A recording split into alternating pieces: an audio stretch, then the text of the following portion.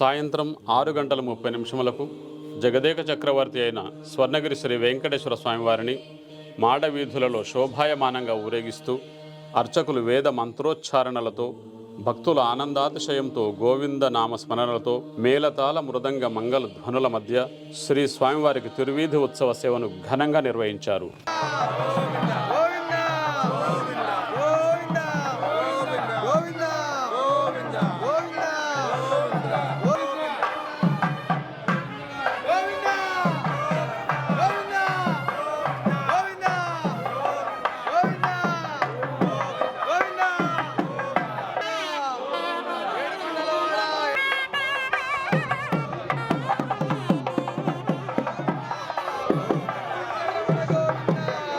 తిరువీధి ఉత్సవ సేవనంతరం శ్రీ వెంకటేశ్వర స్వామివారు ఉభయ దేవేరులతో కలిసి సహస్ర దీపాల మధ్య ఊయలలో ఆసీనులై భక్తులకు దర్శనమిచ్చారు.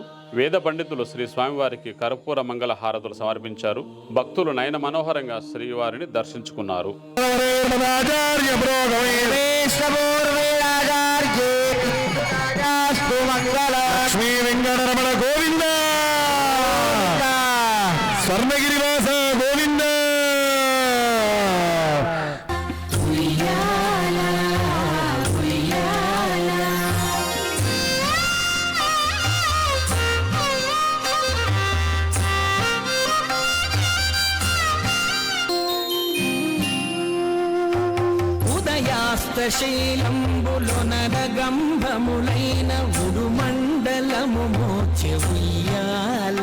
స్వర్ణగిరి క్షేత్రంలో లోక కళ్యాణం కోసం శ్రీ వినాయక చవితి నవరాత్రి ఉత్సవాలలో భాగంగా సాయంత్రం శ్రీ మహాగణపతి హోమంను ఘనంగా నిర్వహించడం జరిగింది.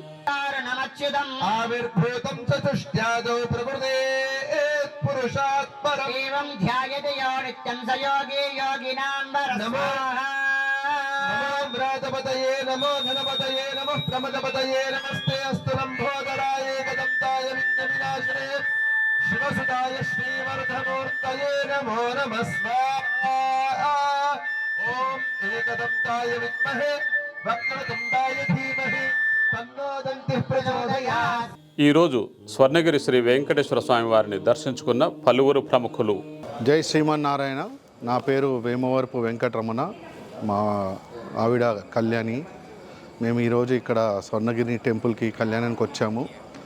మేము మానేపల్లి మురళీ గారు, గోపి గారికి బాల్యం మిత్రుడిని నేను.